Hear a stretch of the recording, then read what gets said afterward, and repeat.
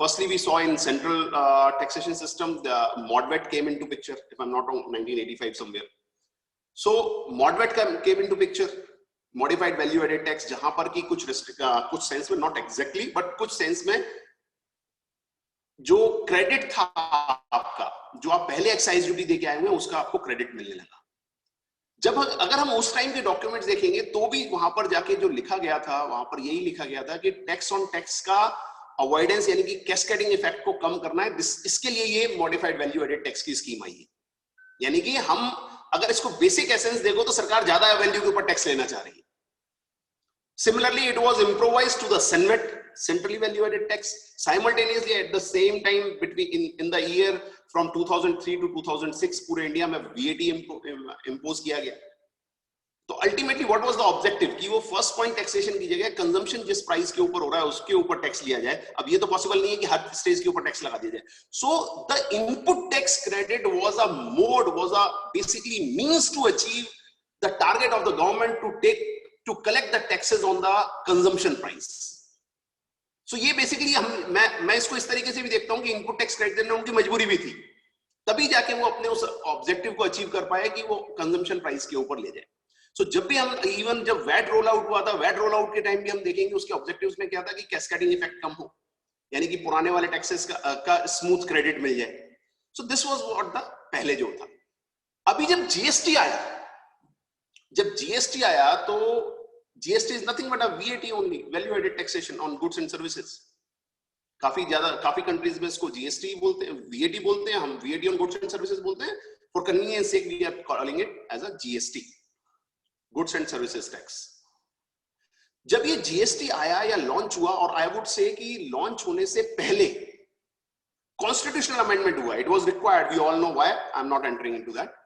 लेकिन जब constitution amendment bill आया, उस कॉन्स्टिट्यूशन अमेंडमेंट बिल में भी स्पेसिफिकली ये मेंशन किया गया कि the objective of the GST is, one of the objective of the GST is to remove cascading effect of the taxes. If we'll go to statement of objects and reasons which was placed before the parliament along with constitution amendment bill, 122nd constitution amendment bill, which was placed in parliament in 2014, which finally in turn after some amendments became 101st constitutional amendment act. उसके ये objects में लिखा हुआ है कि cascading effect को remove करना is one of the objectives. Now जब इस कॉन्स्टिट्यूशन अमेंडमेंट हो गया, उसके बाद सीजीएसटी और डिफरेंट बिल्स पार्लियामेंट में और स्टेट असेंबलीज में आए, वहां पर भी जब statement of objects and reason लिखा गया, उसमें भी ये वाली चीज लिखी गई थी कि one of the objective is seamless transfer of input tax credit. And so many times in the parliamentary debates, in the so many different documents which the government released, they have reiterated this aspect that removal of cascading effect and seamless flow of the input tax credit is one of the objectives of bringing the GST into picture. So अभी मैं उस point के ऊपर नहीं आ रहा हूं कि ये बेनिफिट राइट उसको मैं डिस्कस नहीं कर रहा हूं, बट एक चीज हमेशा हमारे दिमाग में आनी चाहिए कि राइट फ्रॉम द स्टार्टिंग जब फर्स्ट पॉइंट टैक्सेशन सिस्टम था, प्रॉपर और बेटर आईटीसी अलाउ करना एक रिफॉर्म माना गया, इसको ये मान सकते हैं। यानी कि हमेशा हर रेजिम ने ये माना कि हमारे पास पहले आईटीसी की रिस्ट्रिक्शन थी, अभी उससे बेटर आईटीसी पास होना चाहिए, टैक्स का क्रेडिट पास ऑन होना चाहिए, then only this will be a successful regime. And now even not only that, ये हम statutory provision, now it is there in the constitutional amendment. So basically we can say now even the government is under the obligation to make the laws in such a manner that there should be least cascading and there should be a better or seamless flow of credit from one registered dealer to another registered dealer. So this is what I would say कि एक thought process किसी के भी दिमाग में रहना चाहिए whenever we are discussing input tax credit, whenever we are encountering or countering such situations or some situations whereby some issue or maybe some interpretational points are there, which actually has happened in some of the judgments as well. We'll see by the time, agar jitna time milega, I'll point it out. GST law के input tax के provisions precisely section 16 से लेके 2021 तक हैं, major being 16 and 17, We all are aware 16(1) says eligibility क्या होगी, registered person सारे के सारे क्रेडिट मिलेगा जो भी बिजनेस में यूज हो रहा है गुड्स और सर्विसेज, उसके ऊपर जो भी इनपुट टैक्स दिया chapter ends. 16 subsection 2 it imposes 4 restriction or a condition कि ये 4 condition जब complete हो जाएंगी. Number 1, you have a tax paying document, maybe a tax invoice or other documents as may be notified which are prescribed in rule 36. Goods and services receive हो गई, tax उसके ऊपर पे हो गया, and चौथा return file कर दी. This is what 16(2). I'm not entering into detail of each and every point as said earlier. Then there is a apportionment and blockage of the ITC, section 17. Now let us come one by one on all the aspects which we may cover. Firstly, starting with the issue of reversal of input tax credit, which was validly availed on inward supply of goods or services, payment of which could not be made within 180 days time frame. So relevant provision is second provision to section 16 subsection 2. कुछ situations मैं आपके सामने रख रहा हूं उस point को discuss करने से पहले कि ये क्या क्या सिचुएशंस हमारे सामने आ सकती हैं जब भी हम इस पॉइंट को देख रहे हैं. तो may be one of the questions can be, one of the pointers can be कि एक अवार्डर है, उसने कुछ कॉन्ट्रैक्ट दिया काम करने के लिए, वर्क ऑर्डर दिया, and as per the contract what happens, some performance deposit or maybe some ED, MD, SE, so different terminologies are there in this industry. So there is a contract that 10% amount shall be released maybe after 2 years time. So that deposit is retained by the awarder and has not been paid. Number 1. Number two, so let us say there is a contract with the awarder or maybe the recipient. That recipient will make the payment when he will receive the payment from his customer. Commonly what happened in case of subletting contracts, maybe let us say I have received one contract to execute maybe some work or supply something or serve something, and I have assigned this task, I have subletted this task to someone else. Now I have some particular time frame in which I will receive the amount, and now what's going to happen, maybe when the ultimate recipient is the government, I am sure that it will get delayed. It is a common market practice that if the time period is 30 days, it will receive in maybe 2 months, 3 months, 4 months time. So when I subletted it to my vendor, there is a contract that it says I will make the payment to you when I will receive the payment from my customer and within 30 days of that receipt of payment from my customer. But ultimately I have paid after 180 days time frame because I have received the payment after 180 days. This is the second situation. What we are analyzing is whether any reversal is required to be made or not. Third situation may be like whatever I have supplied as per the contract, the payment is due in a some installment. Let's say there are 12 installments are there, and I'm going to receive the payment in 12 installments. This is as per contract, 12 monthly installment. So whether on the part of the recipient, at what point of time he will be eligible to receive the credit, or maybe whether he is required for any reversal after 180 days because invoice has already been raised. Lastly, payment due in 1 month's time. Let's say there was a credit period of 30 days only, but I have made the payment after 1 year, whether I'll be eligible to take the credit.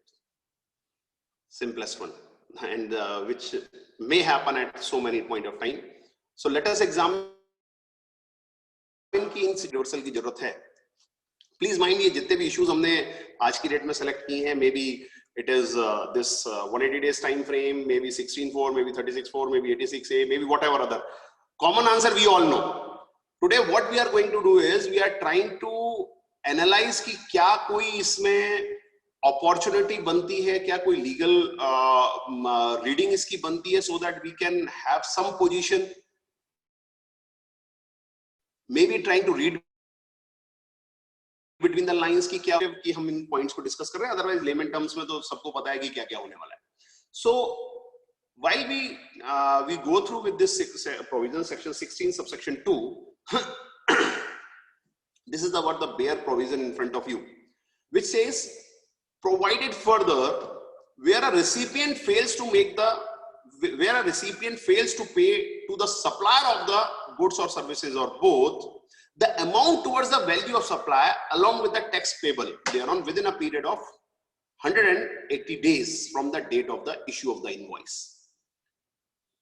So primary reading ऐसा लग रहा है कि जहां पर recipient ने 180 days from the date of the invoice से अगर पेमेंट नहीं किया तो ये प्रोविजन अट्रैक्ट होगा और रिवर्सल करना पड़ जाएगा. This is what the popular believe as well. मैं थोड़ा सा जो इसमें आइडेंटिफाई कराना चाहूंगा वो कुछ एक पॉइंटर्स है. वो ये कि यहां पर लॉ मेकर्स ने स्पेसिफिकली एक टर्म यूज किया which is fail. So what is a failure? What is the meaning of this term fail or fails? Fail word ऐसा नहीं है जो कि GST law में define किया है या फिर even the General Clauses Act doesn't define this term. So definitely we'll have to go to popular meaning. That means we'll have to go to the dictionary meaning.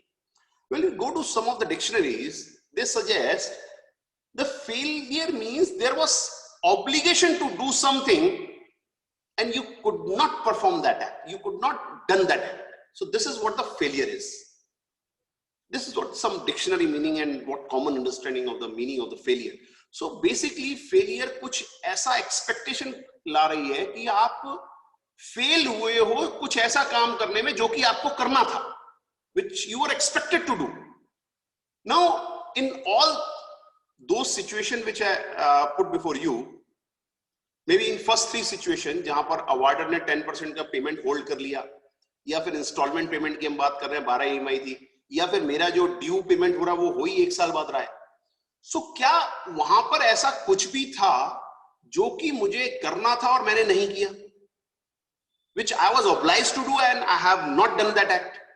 Prima facie नहीं. तो fail में तो वहां पर मुझे I doubt कि वो वाली चीज फेल में कवर होती है. फिर इसके अलावा एक पॉइंट और चीज निकल के आती है. Someone can argue or may argue कि ये जो fail term है, why you are looking it from the contract point of view only? There may be a counter argument to it. This word may be used for this failure for payment within 180 days. This is also possible ना कि law आपको कोई चीज करने के लिए कह रहा है. So precisely अगर मैं पूरा GST लॉ भी जाके देखूं और ऐसा कभी भी किसी see what is the taxation law is? Taxation law आपको बता रहा है कि कब टैक्स लगाना है, कब इनपुट मिलेगा, something. Taxation law कभी भी आपके कॉन्ट्रैक्ट को या कॉमर्शियल्स को गवर्न नहीं कर सकता. So यहाँ पर अगर मैं यहाँ ये वर्ड देखूं तो मेरी सीधा का सीधा रेटिंग यही आ रही है कि ये जो फेलियर वर्ड है इसको कुछ मीनिंग देने का मतलब ये है कि सप्लायर को पेमेंट करना था और वो नहीं कर पाया.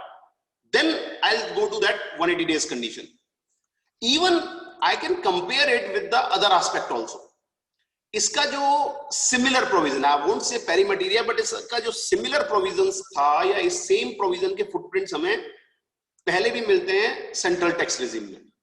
जब मैं Senate credit rules में हम सबको पता है कि वो एक 90 days का time frame होता था जो GST में बढ़ा के 180 कर दिया गया. But अगर मैं उस खाली इस बात को छोड़ दूं कि 90 को 180 days कर दिया गया, so I'll have to go through with the language of the provision as well. So let us directly read the relevant provision, which is third provision to rule 47 of Senate credit rules, which used to say that it is in front of you that in case the payment of the value of input services and the service tax paid or payable as indicated in the invoice, bill, or as the case may be challan referred in rule 9, except this is the RCM provision was there, is not made within 3 months of the date of the invoice. Is not made within 3 months of the date of the invoice. So यहां पर legislature ने क्या word use की, यहां पर law makers ने क्या word use किया, मेड. और जीएसटी लॉ में जो वर्ड यूज किया एक्ट में लेजिस्लेचर ने, वो क्या वर्ड यूज किया, fail.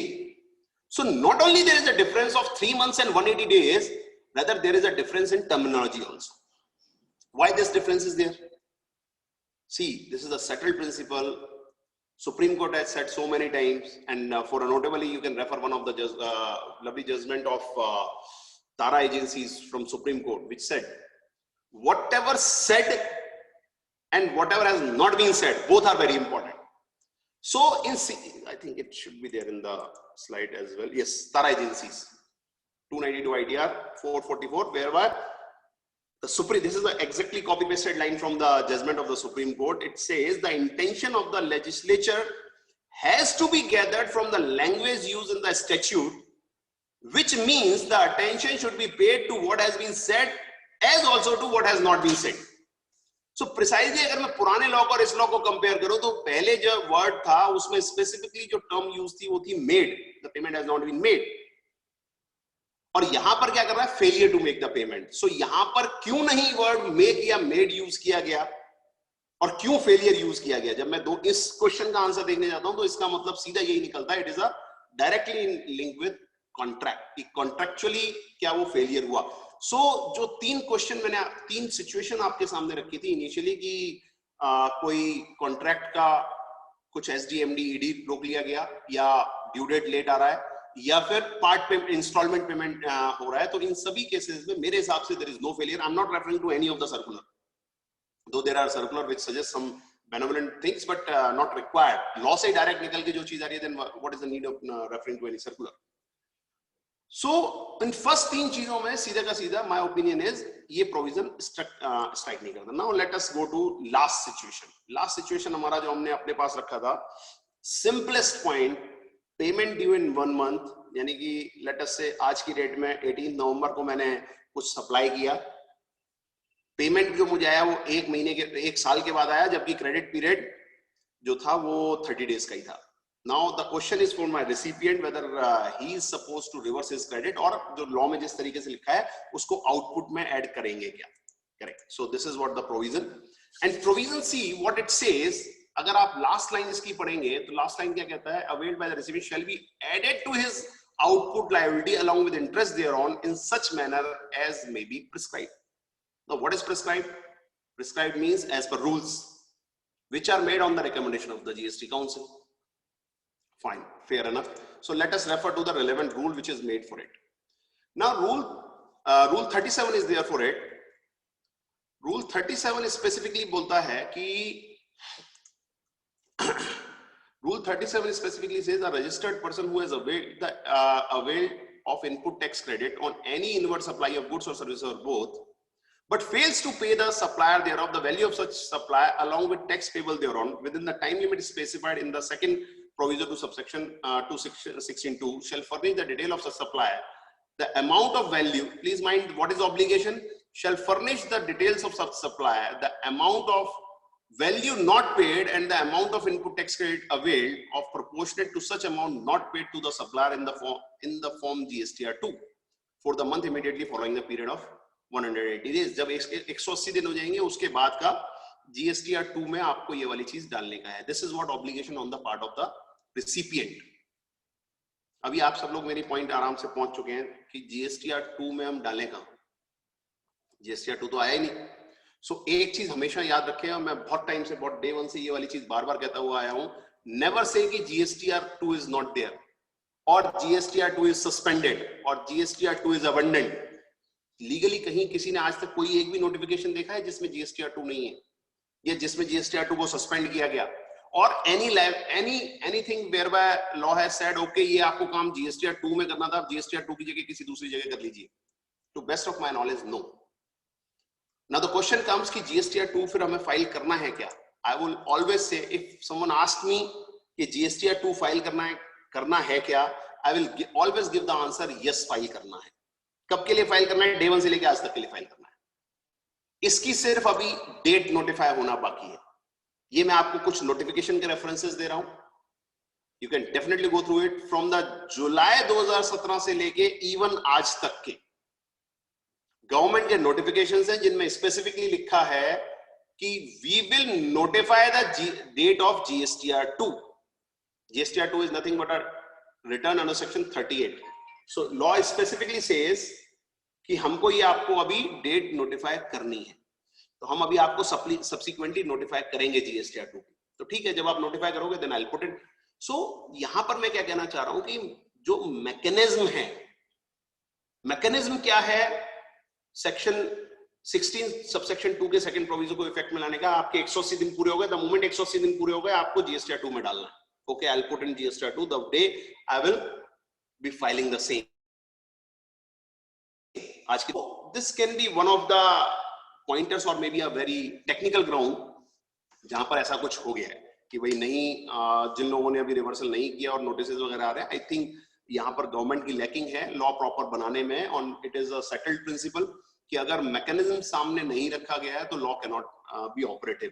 Even in fact you, I am sure आप सब लोगों को ध्यान में होगा, बेनामी प्रॉपर्टीज का जो लॉ था वो ऑपरेट ही नहीं हो पाया था क्योंकि रूल्स नहीं थे. ठीक है ना, क्योंकि रूल्स मैकेनिज्म नहीं था. So many time it happened, जब मैकेनिज्म नहीं होने या प्रॉपर नहीं होने की वजह से लॉ वर्केबल नहीं होता है. सो मुझे ऐसा लगता है इस सिचुएशन में, इवन टिल टुडे, आज की डेट में भी यही सिचुएशन है कि ये प्रोविजन ऑपरेटिव नहीं है. सितंबर 2020 तक की रिटर्न्स जीएसटीआर 2 की डेट आगे बढ़ाई हुई है, यानी कि डेफर की हुई है, ये कह सकते हैं. ये आपकी स्क्रीन पर है.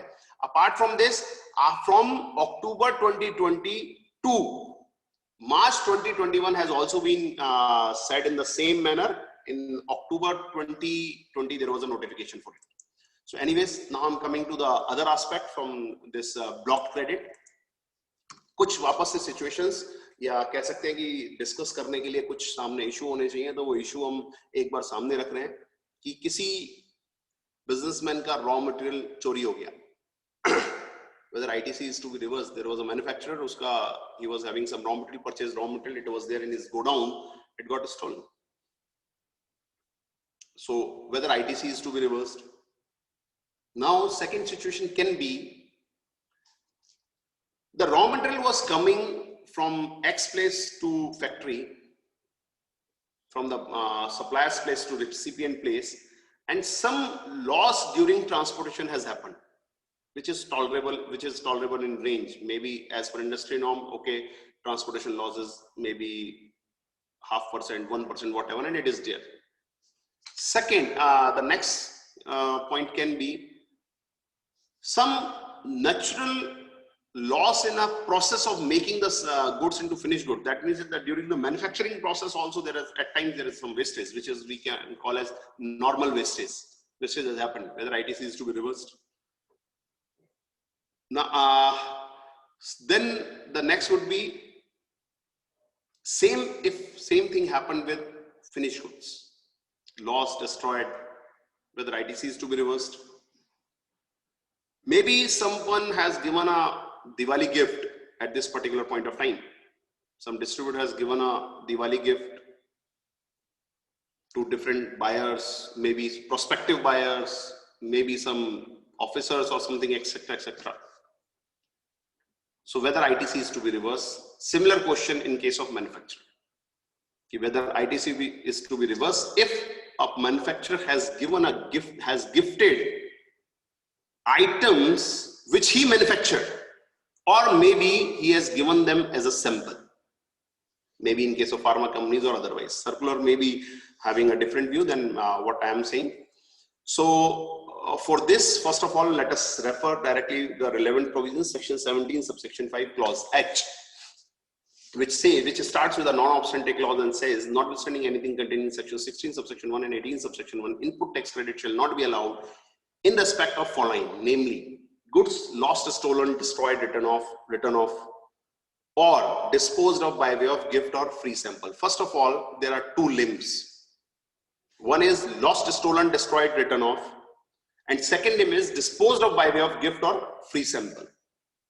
And please mind, this clause will be operative only and only in case of goods, nothing to do with services in this case.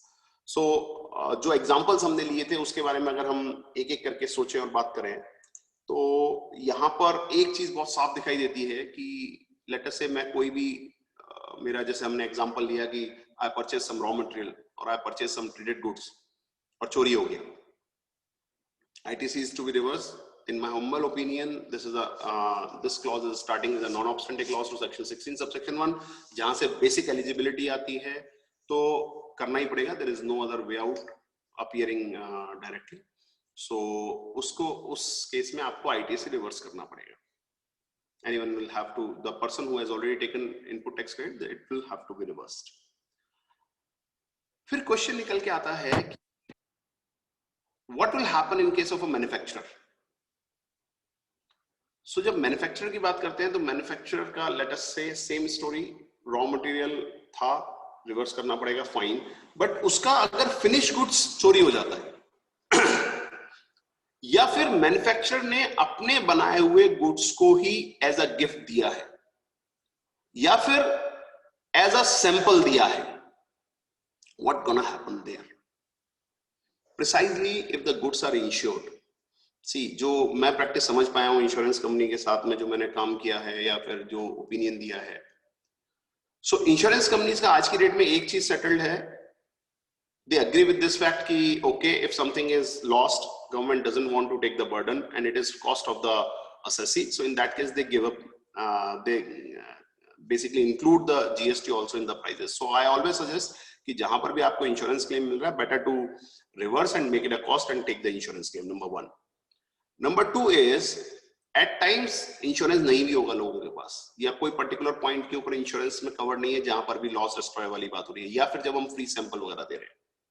तो यहाँ पर थोड़ा सा एक वापस से देखने की चीज है कि लॉ के स्ट्रिक्ट क्या लैंग्वेज यूज की हुई है। वापस से अगर इसमें आप देखेंगे तो 17 सबसेक्शन 5 में जो लैंग्वेज यूज है, it is specifically says input tax credit shall not be available in respect of following. So basically 17(5) बहुत सारी चीजों को एनलिस्ट कर रहा है कि इन के रिस्पेक्ट में क्रेडिट नहीं मिलेगा। So the key word here is in respect of. So we need to understand what is the meaning of in respect of, दो जो हम डिस्कस कर रहे हैं अभी ये लिटिगेटिव होने वाला है आने वाले टाइम में, because whether this particular word in respect of is to give meaning for those goods only जो कि चोरी हो गए हैं या डिस्ट्रॉय हो गए हैं, या जिनको हम गिफ्ट या एज अ फ्री सैंपल दे रहे हैं, या फिर ये वो भी इंक्लूड करेंगे जिनका हमने रॉ मटेरियल, जिनको यूज करके हमने वो गुड्स बनाया। So in case of trader, there is no point of discussion. In case of manufacturer, if the goods are manufactured, the issue to be discussed is कि manufacturer has taken the credit on raw material and then the goods are being made as a finished goods. अब ये finished goods या तो मैंने as a sample दिया है, या as a gift दिया है, या चोरी भी हो गया, इन सारे circumstances में। तो क्वेश्चन ये है कि क्या तब रिवर्सल करने की जरूरत है? तो अगर हम लीगल क्वेश्चन बनाए तो लीगल क्वेश्चन यहां पर ये बनता है कि इन रिस्पेक्ट ऑफ जो टर्म है, तो इन रिस्पेक्ट ऑफ किसकी गिफ्ट दिया हमने, गिफ्ट क्या दिया, लेट अस से जो भी मैन्युफैक्चर्ड आइटम था वो दिया। सो जो हमने क्रेडिट लिया, जो क्रेडिट अवेल किया, क्या वो इस आइटम के ऊपर क्रेडिट अवेल किया, या इन रिस्पेक्ट ऑफ वर्ड को इतना वाइडर मीनिंग देना चाहिए कि वो उसके रॉ मटेरियल को भी इंक्लूड करे? This is what a limited question I think we can frame up.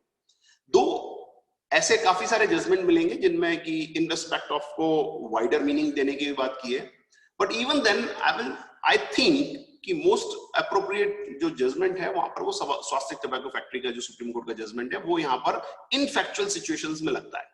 अगर उसकी हम जजमेंट की बात करें तो वहां पर कुछ मैटर इस तरीके का, तो it went against SSC, but the meaning was the court given this particular terminology in respect of as a narrow meaning. वो कैसे दिए, वहां पर बेसिकली कुछ टबैको किस तरीके से बनता है और वो वाला पर्टिकुलर पूरा मोड डिस्कस हुआ नीचे हाई कोर्ट में, and the assessee was purchasing raw tobacco and selling chewable tobacco. Basically उससे थे दोनों ही tobacco, but it was a different commodity, it was not in dispute. So the issue was कि जब हम सेल कर रहे हैं तो Madras general sales tax rules जो थे, जो valuation turnover and value rule, उनके हिसाब से जो उन in respect of term was use कि in respect of these terms अगर कोई एक्साइज ड्यूटी पे किया तो वो रिड्यूस हो जाएगा। तो वहां पर जो सेल जो हो रहा था उसके रिस्पेक्ट में, इन रिस्पेक्ट ऑफ दोज गुड्स, ये टर्म जब यूज हुआ तो लॉ ने, जो सुप्रीम कोर्ट ने उसको एनालाइज किया, उन्होंने कहा जब इन रिस्पेक्ट ऑफ यूज कर रहे हैं तो दिस सेलिंग गुड्स की बात हो रही है और किसी की गुड्स, इसके रॉ मटेरियल की बात नहीं हो रही। सो कंटेक्चुअली अगर मैं देखने जाता हूं तो मुझे ये जजमेंट बहुत आई वुड से कि नियर दिखता है इस चीज के 17(5)H के, एंड इन दैट सेंस अगर उस जजमेंट को देखते हैं तो वहां पर एक बहुत अच्छी बात बोली गई कि जो इंडियन टैक्स लॉज हैं वो इस तरीके से इन रिस्पेक्ट ऑफ टर्म को एक सिनोनियम मानते हैं ऑन का। तो अगर हम ऑन करके यहां पर जो हमारा 17(5) है, 17(5) को हम ये करके पढ़े, notwithstanding anything contained in section 16 subsection 1 and 18 subsection 1, input tax credit shall not be available on following। अगर हम on following करके रीड करते हैं तो देखिए अपने आप थोड़ा मीनिंग चेंज होने लग जाएगा। ऑन कौन से गुड्स लॉस्ट? सो क्या ये गुड्स लॉस्ट हुए? On goods in respect of, क्योंकि वाइडर मीनिंग था ना, तो ऑन करके पढ़ के देखिए, अपने आप समझ में आएगा कि ऑन गुड्स लॉस्ट। तो ऑन गुड्स लॉस्ट कौन से? रॉ मटेरियल, तो yes.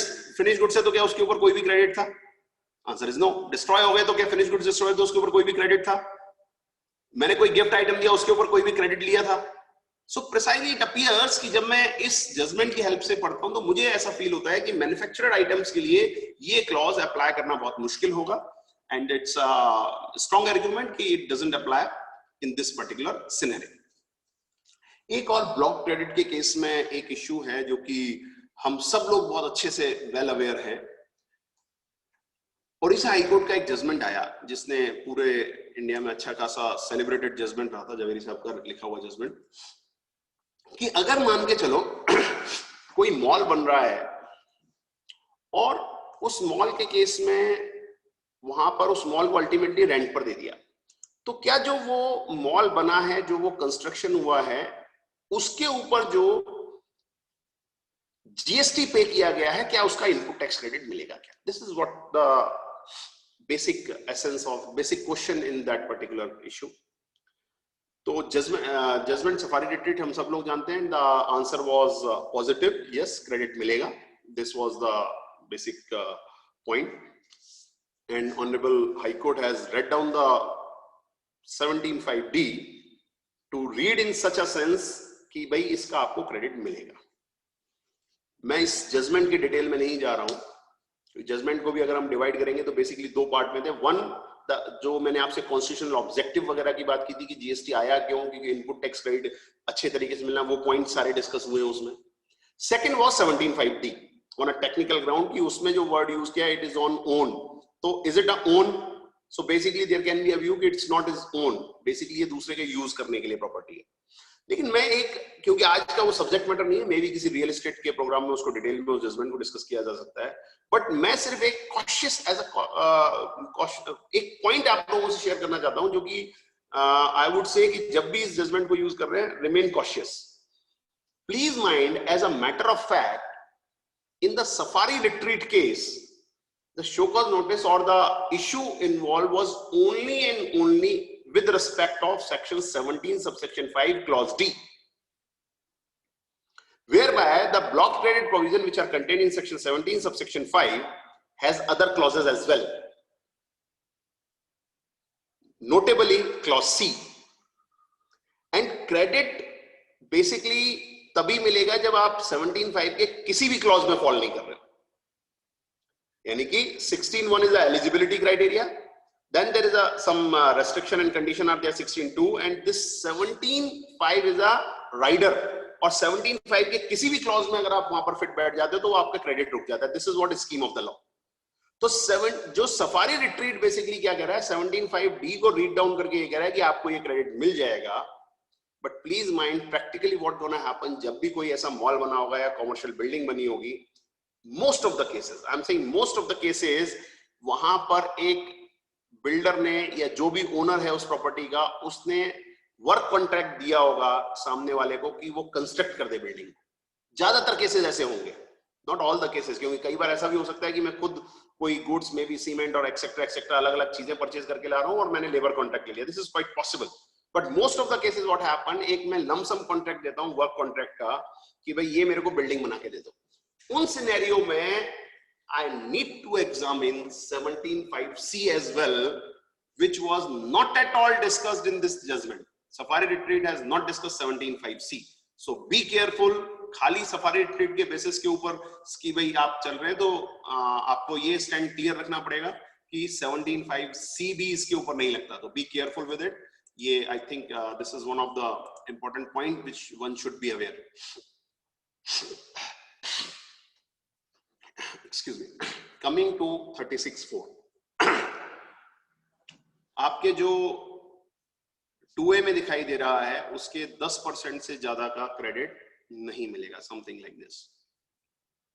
Now going to be 2B। Basically यहां पर क्या है, एक बार रॉ प्रोविजन आपके सामने है, यहां पर कोई 2A वगैरह का जिक्र नहीं है। Law says it's eligible credits basically it is directly कि आपके जो सप्लायर ने जो इनवॉइसेस अपलोड नहीं किए उससे उसको लिंक बनाया. Let us go through with the bare provision.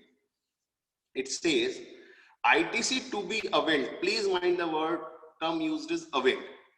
ITC to be availed by a registered person in respect of invoices or debit note, the details of which have not been uploaded by the supplier under section 37 subsection 1 shall not exceed 10% of the eligible credit available. So basically जो आपके supplier ने upload नहीं किए हैं invoices, उसका जितने लोगों ने अपलोड कर दिया उसका 10% आप ले सकते हो. This is what somewhat hypothetical cloud has been created by this particular rule कि आपका कितना आ रहा है आपके पास वो जो 2A और 2B में, उसका 10% आप एक्स्ट्रा ले लीजिएगा, उससे ज्यादा नहीं मिलेगा. Something like this.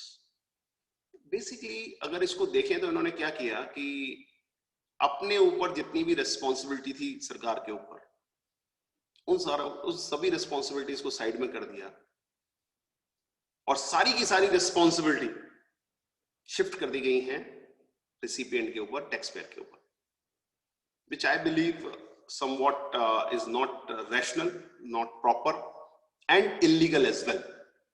कैसे वो वाला पॉइंट डिस्कस करते हैं. देन इसमें एक प्रोविजो ऐड हुआ जिसने कहा कि ये 6 महीने की क्लबिंग करके 6-7 महीने की क्लबिंग कर दिया कि फरवरी से लेके सितंबर का एक साथ सितंबर में देख लेना, जिसकी वजह से अब ये सारे इश्यूज आने वाले हैं.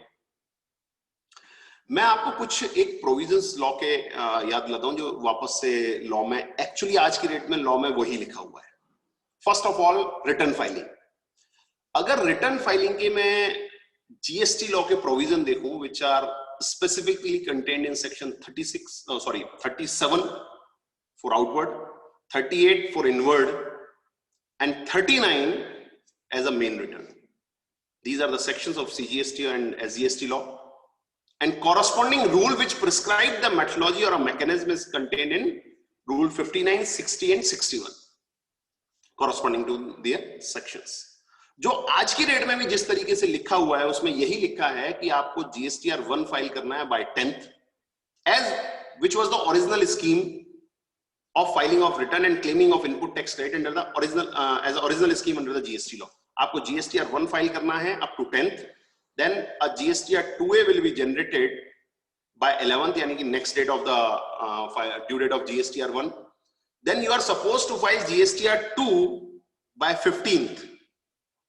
Please mind, when you are going to file the GSTR 2 by 15th of the next month, then you will be having a right to claim your missed credit.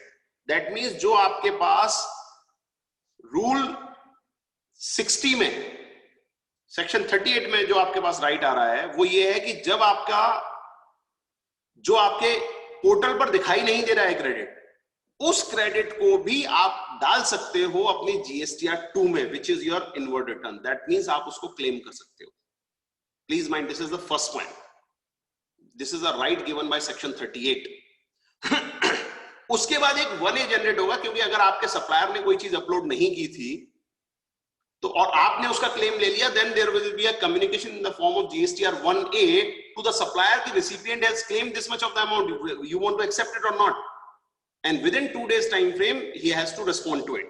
So basically we can say informally we can say it is a kind of notice to the supplier कि भाई आपने upload नहीं किया, अब upload कर लो. This is what is scheme of the law. Then if he says yes, very good. We are not supposed to stick to that static information given in so-called GSTR 2B. So basically even 17th तक भी अगर वो rectify कर देता है supplier कि भाई हम missed reporting this particular form in GSTR 1, then also the recipient will be rightfully eligible to claim this credit without any hurdle. Assuming he doesn't do so, then also the provisions were not allowing to provisions were not suggesting to reverse the credit. तो आज की date में जो provisions है वो reverse करने के लिए बात नहीं करते. Then there comes GSTR 3 कि भाई जो मेन रिटर्न है GSTR 3 फाइल कर. And now provisions of section 42 comes into picture. वो कहते हैं कि जहां पर आपने ये मिस्ड जो इनवॉइसेस नहीं थे उनका क्लेम अगर आपने लिया है, then there will be a communication to both the parties कि भाई ये आपने claim किया है, credit लिया है, वो कह रहा है कि मैंने नहीं किया. So now resolve that. So I'm not entering in detail into it, just but जो हमारे लिए relevant provisions है उसको एक बार आपके सामने रख रहा हूं. जो हमने रूल देखा था वो रूल में प्रोसीजरल पार्ट है जो कि रूल्स में था 36(4) जिससे हम स्ट्रगल कर रहे हैं, और जो मैं अभी आपको राइट बता रहा हूं वो एक्ट में दिया हुआ है. देखिए क्या कह रहा है law, section 38 subsection 1, registered person shell verify, validate, modify, delete if required the details relating to the outward supply and credit or debit notes communicated under subsection 1 of section 37 to prepare the details of his inward supply and credit or debit notes, may include therein the details of inward supplies and credit or debit note received by him in respect of such supplies that have not been declared by the supplier under section 37 subsection 1. Section 38 subsection 1 specifically कह रहा है कि जो data upload नहीं किया है supplier ने 37(1) में, उसको आप अपनी रिटर्न में इंक्लूड कर सकते हो, यानी कि उसका क्रेडिट क्लेम कर सकते हो. और रूल जो हमारा कह रहा है रूल 36(4) वो कह रहा है नहीं, जितना नहीं किया उसका 10% से ज्यादा नहीं कर सकते. तो ये पावर कहां से आ गई सरकार के पास? Basically direct violation of section 38. Specifically then 38(3) says the details of supplies modified, deleted or included by the recipient and furnished under subsection 2 shall be communicated to the supplier concerned in such manner and within such time as may be prescribed. कि उनको communicate किया जाएगा, उनको communicate किया जाएगा किसको? Supplier, कि भाई आपने नहीं दिया, जो कि मैंने claim extra कर लिया है, आपने अपनी upload नहीं की है. तो it has to be done from the government side ना. ये आप पोर्टल करो, आपके ऑफिसर करें, आपका कोई एग्जीक्यूटिव ऑथराइज, आप थर्ड पार्टी को इसके लिए हायर करो. We are nothing to do. Law कह रहा है कि आपको ये काम करना है कि जो मैंने एक्स्ट्रा क्लेम किया है, यानी कि मेरे पास पोर्टल में क्रेडिट दिखा रहा है, लेट्स से 100 रुपीज था, मेरा इनवॉइस के हिसाब से और मेरे लॉ के हिसाब से मेरी एलिजिबिलिटी 150 बनती है. I am going to claim 150. तो 50 ये क्यों नहीं आया, ये इसके लिए आपको एक्सरसाइज करनी है, नॉट मी. एग्जैक्टली सेम चीज जो सेकंड, यानी कि आई वुड से कि दो अपॉर्चुनिटी मिलनी चाहिए. Now the second opportunity which is specifically there कि अगर मान के चलिए आपका ये नहीं भी होता है then also you are eligible. And उसके बाद स्पेसिफिकली सेक्शन 42 में लिखा गया कि जो आपका क्रेडिट जो मैच नहीं हो रहा उसके लिए स्पेसिफिक कम्युनिकेशन होगा. Please have a look at it. Section 42 says where the input tax rate claimed by a recipient in respect of an inward supply is in excess of the tax declared by the supplier for the same supply or outward supply is not declared by the supplier in his valid return, the discrepancy shall be communicated to both such person in such manner as been prescribed. So आप वो काम करिए ना, तो ये काम तो हो ही नहीं रहा है. So मेरा जो बेसिकली राइट मुझे कानून ने दिया था वो सारा का सारा राइट आपने एनक्रोच कर दिया ना. गवर्नमेंट कुछ भी नहीं कर रही है, कौन सा कम्युनिकेशन दिया जा रहा है? रेदर आप तो मुझे क्लेम करने से ही मना कर दे रहे हो, जबकि वो राइट मुझे लॉ स्पेसिफिकली दे रहा है. So anyway the writ against this particular provision has been filed in a couple of high courts. 4 I am aware that one is we filed in Rajasthan, Gujarat, Karnataka and Chennai I am aware, which has notices has been issued. In Rajasthan what happened when I argued this matter, I shown the Chief Justice of Rajasthan only these things, that this is what the rule says 10% capping, whereby the provision says you can claim whatever amount. So how come a rule can restrict the specifically a right given by to me by the enactment? So specifically this is what the Honorable Court has passed the order, interim order to issue the notice. Not the, in fact, the even the nothing has been proceeded till now. Even the law has they have specifically noted this particular paragraph. Learned counsel for the petitioner submits that introduction of sub rule 4 to rule 36 is ultra virus to the section 38(1) and 42(3). Basically वही की वही provision जो आपको कह रहा हूँ, ये मेरे को राइट वहां से मिल रहा है और आप बेसिकली इसको क्या कह रहे हो, 36(4) से उस राइट को कर्टेल कर दे रहे हो. And as far as GSTR 2 is concerned, as I have already discussed, GSTR 2 is yet to be filed. You are going to notify the date. ऐसा कुछ नहीं है कि GSTR 2 out of statute book हो गया है. अगर स्टैट्यूट बुक हो गया तो आप आज की डेट में भी क्यों नोटिफिकेशन निकालते हैं कि इसकी हम डेट बताएंगे? Even this notification is already there for the period of October 2022, March 2021. If I'm not wrong, notification number 7475 and dated 13th October or 15th October 2020 it is there. So anyways, this is what I wanted to say about this particular rule 36.4. In my humble opinion, I believe that this rule is totally ultra virus, and not only because of this. Apart from this, one bigger reason is that we cannot find the source of power, basically from under which authority the government has issued this particular rule. The place which we can find out is section 43A, which is not even notified till date. Anyway, that's the secondary reason, but precisely this is what I understand. And one more aspect, जो कि एक बहुत बड़ा question हमेशा निकल के आता है, कि क्या बोनाफाइड बायर को क्रेडिट मना कर सकते हैं जबकि सप्लायर ने टैक्सी का पेमेंट ही नहीं किया? अगर इस क्वेश्चन को हम डिस्कस कर रहे हैं तो रूल 36.4 को तो भूल ही जाए, क्योंकि हम सिचुएशन ऐसी डिस्कस कर रहे हैं whereby it is not only the uploading of the document, uploading of the invoice, rather the supplier has not made the payment. This is what we are discussing, that there is I'm a bona fide buyer, I purchased particular goods or taken some services from a supplier, I made the payment to that particular vendor, and that vendor has not made the payment to government of the due taxes. This is what the fault on the part of that supplier, that they have not made the payment. Now question, the ideologically question comes, or basic point is, can I be penalized for the wrongdoing of some other fellow? So this is what a basic question which comes from here. And ये जो कर रहे हैं, इसकी हम एक थोड़ा सा लिंक भी कर सकते हैं कि भाई जैसे 36 ये पूरा मैकेनिज्म भी दिया कि there is a GST 2A 2B और समथिंग, ये जो भी पूरा पूरा आएगा then I will have to accept. इसके पीछे पूरे मैकेनिज्म के पीछे जो रोल है, what is the role, basic essence है, वो एसेंस क्या है कि जो कंडीशंस 16.2 में 4 कंडीशंस की हमने बात की थी, उसमें क्लॉज सी है जो कि कुछ इस तरीके का प्रोविजन लेके आता है. If will refer that particular clause in verbatim, it says, notwithstanding anything contained in this section, no registered person shall be entitled to take credit of any input tax in respect of any supply of goods or services or both to him, unless subject to provisions of section 41. 41 is provisional credit. Even then, provisional credit is eligible. The tax charge in respect of such supply has been actually paid to the government, either in cash or through utilization of ITC admissible in respect of said supply. That means basically the government wants to say that tax has already been paid by the vendor. The term vendor is not there. Obviously, if I am going to pay the tax, then there is no question of reflecting the same in any of the portal or denying the credit.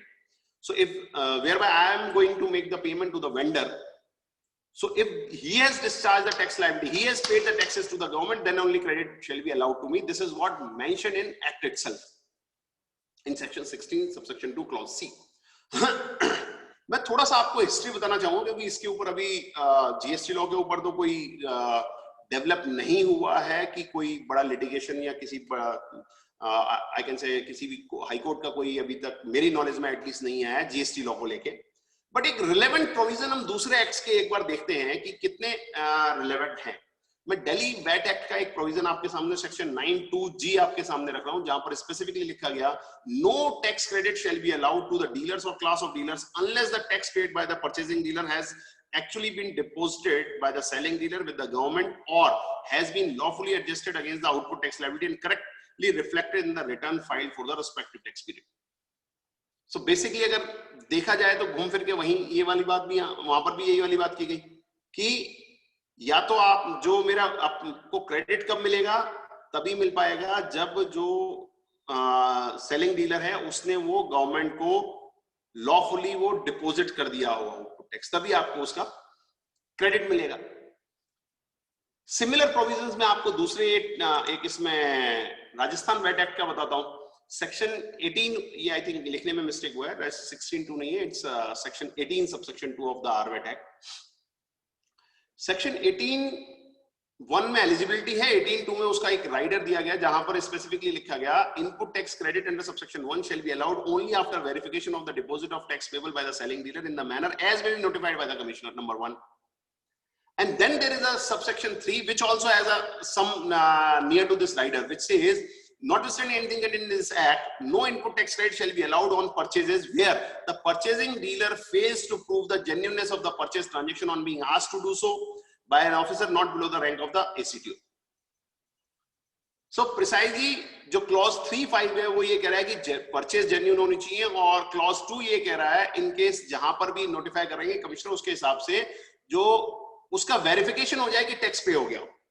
सो घूम फिर के मोटे तौर के ऊपर, चाहे वो डीवेट act की बात करें, चाहे मैं आरवेट एक्ट का आपके सामने एग्जांपल रख रहा हूं, और चाहे हम उसको कंपेयर करें जीएसटी से, कहा यही गया कि जो सप्लायर है उसने अगर टैक्स पे कर दिया तो ये आपको क्रेडिट मिलेगा। This is what sum and substance अगर हम बात करें तो।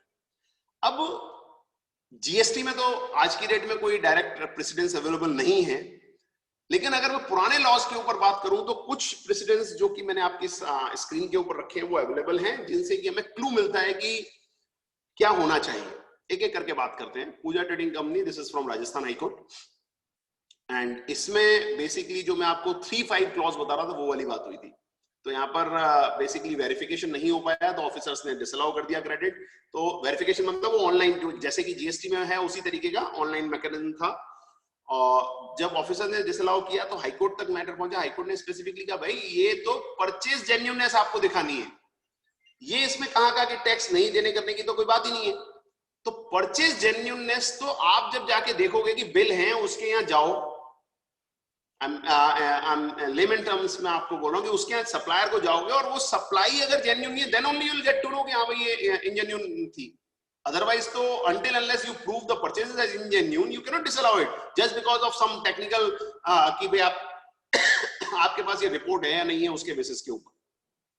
After that, in 2018, there was a landmark judgment from the Delhi High Court, जो in case of conquest merchandising, and same is the same that there was a disposal of so many cases. One of the other case was Arise India Limited, which is mentioned here. So यहाँ पर Delhi high court ने बहुत at length सारी चीजें discuss की, जिसमें यहाँ बहुत क्लियर तौर से लिखा गया कि जो अगर गलती सप्लायर की है तो you can not penalise the recipient. आप बायर को कैसे पेनलाइज कर रहे हो कि उस आदमी ने अगर टैक्स डिपॉजिट नहीं कराया, तो बायर एडमैक्स क्या कर सकता है भाई, एडमैक्स उसका जो है बोनाफाइड कैसे कैसे वो ये चीज एग्जामिन करेगा, इससे ज्यादा तो एग्जामिन नहीं कर सकता। अभी एक चीज इसमें जो आर्गुमेंट्स हुए, जो केस में काफी सारे डिस्कशन हुए कि भाई अदरवाइज जो the very purpose of basically अगर देखा जाए तो ये प्रोविजन लाने का कि वही जो सर्कुलर ट्रेडिंग, फेक ट्रेडिंग वगैरह है उनको रोका जा सके।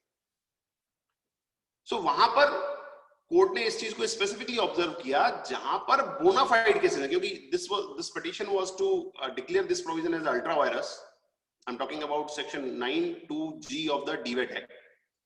But court observe specifically that okay, अगर हम इसको एक ऑप्शन, ये चीज गलत है, there is no doubt about it, but अगर हम इसको अल्ट्रा वायरस डिक्लेयर करते हैं तो फिर वो जो फेक केसेस हैं वो भी अफेक्ट हो जाएंगे उससे। तो basically they have said, so they have read down these provisions and specifically said in case of bona fide buyers this provision will not apply in this manner. So basically what is the bona fide purchaser, कि मैंने purchase किया है किसी supplier से, genuinely purchase किया है, I have a bill, I have ability, I have all the documents और proof that I have bonafidely purchase, and he is the seller, he is existing there, maybe he is having a factory, he is having a shop, he is sitting there, but he has not made the payment. So just because कि he has not made the payment, आप मेरे को कैसे पकड़ सकते हो? आप उसको पकड़ो सबसे पहले जाके, उस सप्लायर को पकड़ो, क्योंकि he is basically your agent. You have given him registration. This particular word has been used in the by the Supreme Court also in the case of Corporation Bank. That this particular, the person has, para 18 of the Supreme Court judgment says that the dealer is collecting tax on behalf of state as his agent. So that's very important. कि basically जो dealer है वो सरकार का ही तो agent है, मैंने जो पैसा दिया वो सरकार को दिया है बेसिकली अंडर एजेंसी रिलेशनशिप। तो ये वाला पॉइंट जब हम देखते हैं कि मैंने उसको पैसा दे दिया, मींस मैंने सरकार को पैसा दे दिया, until unless I have collide with them, मैं उनके साथ मिलीभगत करके कुछ गड़बड़ कर रहा हूं, वो एक अलग चीज सिचुएशन हो जाती है, और उन्हीं केसेस में ये प्रोविजंस लग सकते हैं। Exactly similar standing was taken by the Punjab High Court, Gerulal's case. The exactly same understanding was taken by the Rajasthan High Court in the case of RS Infra Transmission. Rather, there was one negative case also, which uphold these type of provisions in the by the Bombay High Court. But Rajasthan High Court in the RS Infra Transmissions consider all these arguments, consider the judgment of Delhi High Court, consider the judgment of Bombay High Court, which was negative, consider the judgment of Punjab High Court as well, and then decided, okay, we also read down the provision following the judgment of the Delhi High Court in case of Arise India Limited. And please mind this, SLP also could not, SLP was also dismissed against the judgment of Arise India Limited. So that means in that case it got finality. So अगर इस understanding को हम पूरी को घूम फिर के देखते हैं, जहां पर मुझे ये जहां पर what I feel is, as a businessman, what I can examine is, okay, if I am purchasing from someone, I can max to max I can take his registration certificate. I have my GR, I have my invoice, I have received the goods, I have the material receipt note available with me. I made the payment through checks, including of the tax amount. So I believe मुझे government के पास मुझे कोई denial करने का right नहीं बनता है, मुझे क्रेडिट का डिनायल नहीं हो सकता. Now the issue comes of section 155 as well, जिसमें कहा गया कि बर्डन ऑफ प्रूफ आपके पास है. यस, बर्डन ऑफ प्रूफ मेरे पास है, and I am discharging my burden by this fact that I have purchased, I have taken these goods in a bona fide purchaser. So down the line I believe, though it's very litigative, and आज की date में तो जिस तरीके से law में लिखा हुआ है क्लियर है situation, but in times to come और आने वाले टाइम में जो मुझे लगता है जिस तरीके से चीजें आगे बढ़ेंगी, the fate of section 16 subsection 2 clause C as well as rule 36(4) both will be in line with what Delhi High Court said in case of OneQuest or Arise India Limited, or maybe Rajasthan High Court in case of RS Infra Transmission. The fate will be same like this. That means ultimately the bona fide buyer has to receive the credit. अच्छा, एक example इसके बारे में एक चीज लेके सोचते के देखते हैं. Let us assume कि आज आपने मुझे क्रेडिट डिसअलाउ कर दिया. Let us assume कि आज I am a buyer, I am a bona fide buyer. Due to whatsoever reason कि उसमें रिफ्लेक्ट नहीं हो रहा था या और कोई भी रीजन, बट सामने वाले ने टैक्स पे नहीं किया, और क्योंकि खाली जो रिफ्लेक्ट होना नहीं होना तो कंक्लूसिव एविडेंस नहीं है कि टैक्स पे किया या नहीं किया सामने वाले ने, उसने जीएसटीआर 1 फाइल कर दिया, मेरे यहाँ जीएसटीआर 2A में आ गया. सो लेट अस सी बाय व्हाटसोएवर रीजन, चाहे वो रूल 36(4) लगा कर रहे हैं, अदर रीजन से कर रहे हैं, मेरा क्रेडिट इन्होंने डिसअलाउ कर दिया, डिपार्टमेंट डिसअलाउ कर दिया और मुझसे आज की रेट में रिकवरी कर ली. आज से 2 साल के बाद जाके department successfully recovered this amount from the supplier as well. Now what gonna happen? तो क्या वो मुझे इस पैसे का रिफंड देने वाले हैं, या डायरेक्टली ऐसा कोई प्रोविजन किसी में लिखा गया है, 36(4) में लिखा गया है? So basically I believe bona fide buyer का क्रेडिट कभी भी जाएगा नहीं. He should be under protest basically for this amount. अगर डिपॉजिट भी करा रहे हैं तो अंडर प्रोटेस्ट करा के रखें, जिससे कल को रिफंड लेने का लायक बन सके. और otherwise if the amount is considerable, one can definitely think of challenging this particular rule. And I am pretty sure कि आने वाले टाइम में व्हाट माय ओपिनियन इज कि ये स्टैग्नेंट होना चाहिए और मे बी रेड डाउन होना चाहिए. Anyways, let's go ahead. 16(4) अभी एक ये प्रॉब्लम सबके साथ है कि कुछ मेरे इनवॉइसेस पुराने रह गए जिनका कि मैं क्रेडिट ले नहीं पाया. और एक और बड़ी प्रॉब्लम किसके साथ में कि अभी पहले कुछ लेट फीस वगैरह का वेवर और रिडक्शन हुआ कि भाई आपके जितने भी पुराने जो 3B थे वो 3B अब फाइल कर दो. Certain cases there is no late fee or there was a waiver of late fee कि भाई आपको 500 रुपीस का लेट फीस लगेगा, समथिंग लाइक दिस. सो अब अगर आज की डेट में मैं पुरानी रिटर्न फाइल कर रहा हूं तो क्या मुझे पुराना जो क्रेडिट था वो मिलेगा या नहीं मिलेगा? दैट्स द इशू और a challenge. For ready reference, this is what the provision section 16 subsection 4 which says registered person shall not be entitled to take, please mind the word take, input tax credit in respect of any invoice or debit note for supply of goods or services or both after the due date of furnishing of the return under section 39 for the month of September following the end of the financial year to which such invoice or debit note pertains, or furnishing of the relevant annual return whichever is earlier. So primary reading से कि आपका जो भी credit है आप वो कब ले पाओगे, अगले साल की जिस जो रिलेवेंट ईयर है उसके नेक्स्ट ईयर के सितंबर की ड्यू डेट, सितंबर की रिटर्न कौन सी, सेक्शन 39 की रिटर्न। अगर आज की डेट में बात करते हैं तो वी कैन से सेक्शन 39 की जो रिटर्न है वो जीएसटीआर 3B है, due to amendment in rule 61 sub rule 5, even though there can be some arguments ki no, even then it is not a valid return, but I'm not going into that particular argument ki whether 3B is a return under section 39 or not. Definitely that's a good argument, but I'm not addressing that as of now. Even otherwise, let us assume 3B to be returned under section 39 on today. So different scenarios, let's have some scenarios कि क्या क्या practically जो चीजें सामने आ रही है उनका क्या क्या होना है, क्या क्या करना चाहिए. So let's I have taken 4 cases here.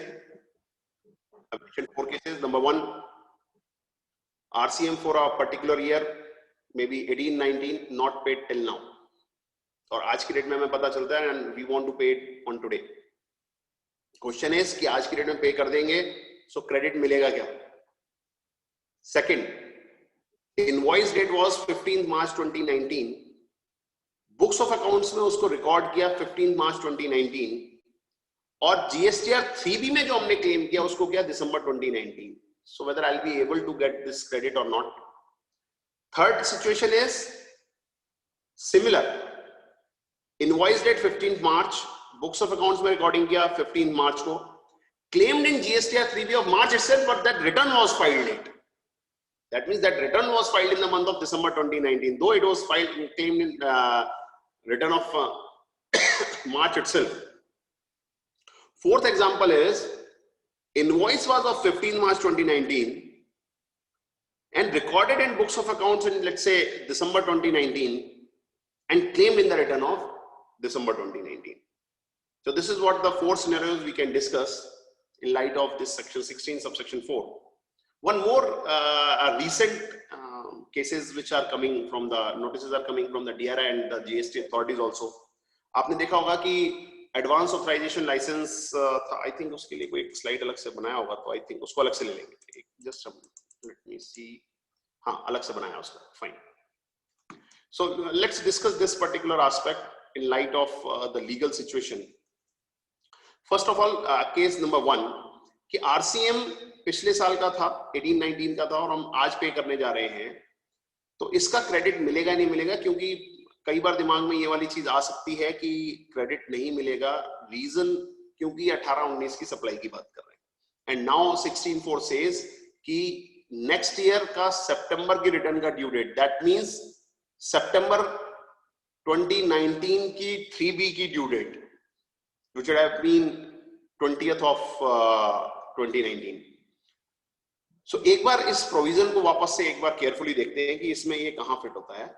It says a registered person shall not be entitled to take input tax credit in respect of, shall not be entitled to take input tax credit in respect of any invoice or debit note for the supply of goods or services. अभी वापस याद करते हैं कि जो credit की मेरी eligibility बनती है वो किससे बनती है, जो मेरा ड्यूटी पेइंग डॉक्यूमेंट या टैक्स पेइंग डॉक्यूमेंट बोल लेते हैं, ड्यूटी पेइंग पुराना आ गया.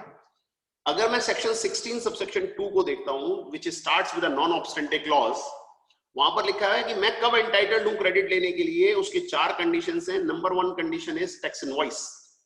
Until unless there is a tax invoice, I will not be able to claim the credit. Tax invoice or any other document as may be prescribed for payment of taxes. जब हम rule 36 में जाके देखते हैं तो there are 5 total documents are there जिनके basis के ऊपर क्लेम लिया जा सकता है. Those 5 documents are number 1 मेरा tax invoice जो कि मेरा section 31 में इशू होता है. दूसरा है डेबिट नोट. तीसरा है ISD का invoice और someone wants to say something? No sir, please carry on, please carry on. Next is ISD का invoice या डेबिट नोट, और lastly 31(3)(f) का जो मेरा RCM का इनवॉइस था. 1 is बिल ऑफ एंट्री. ये 5 तरीके के डॉक्यूमेंट्स उसमें दिए गए कि उन डॉक्यूमेंट के बेसिस के ऊपर मुझे क्रेडिट मिलेगा. अब यहां पर जो रेफरेंस आ रहा है, यहां पर रेफरेंस किसका आ रहा है? इनवॉइस का. सो जो RCM इनवॉइस हम बोल देते हैं, this is a common terms language, common man's language, that RCM invoice. Otherwise, invoice is an invoice. So invoice is made in section 31(1) or 31(3) hardly matters. So RCM के case में section 31 subsection 3 clause F is there, which specifically says कि अगर आपने कोई unregistered dealer से कोई supply, unregistered person से कोई सप्लाई नहीं है, then you are supposed to make a invoice. Invoice, let it be 9394 hardly matter, दोनों के केसेस में अगर अनरजिस्टर्ड सप्लायर से कुछ लिया है तो आपको एक रिवर्स चार्ज का एक इनवॉइस बनाना है और उस इनवॉइस के बेसिस पे क्रेडिट आएगा. तो आई एम श्योर कि किसी आदमी ने जब 3B में एडजस्टमेंट नहीं किया है आरसीएम का, तो श्योर कि उसने अभी तो नहीं किया होगा ये वाली चीज, उसने इनवॉइस नहीं बनाया होगा. तो अगर मैं आज पेमेंट करना चाह रहा हूं तो उसका आरसीएम इनवॉइस मैं कब बनाऊंगा? आज की रेट में बनाऊंगा.